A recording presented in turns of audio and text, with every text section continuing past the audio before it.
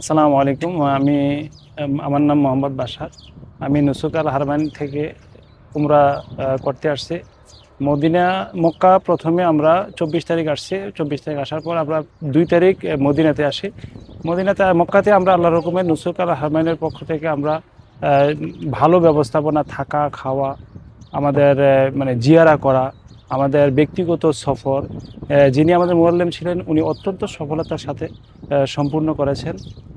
তারপর আমরা মক্কা থেকে মদিনায় সফর করি এপ্রিলের 2 তারিখ। এপ্রিলের 2 তারিখ সফরে আমরা মদিনা জিয়ারাও করি।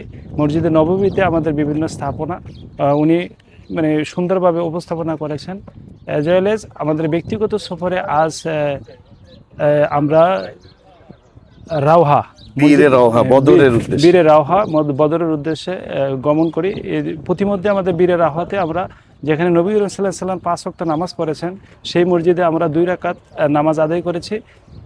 এখন আমরা একটি গাছের নিচে দাঁড়িয়ে নুসুক আল হারমাইনের পক্ষ থেকে যারা আমি ধন্যবাদ জানাচ্ছি যারা নুসুক আল হারমাইন থেকে উমরা করতে আসবেন।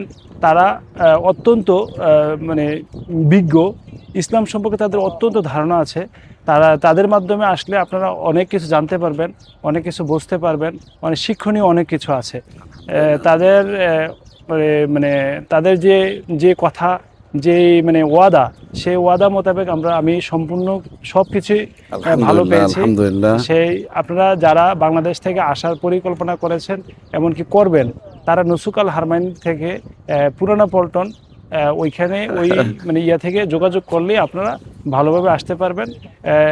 তাদের সাথে কন্ট্যাক্ট করলে তারা অত্যন্ত আপনারা কোনো মানে মানে ব্যতিব্যস্ত হতে হবে না, আপনারা কোনো ঝামেলায় পড়বেন না। তারা অত্যন্ত ভালো।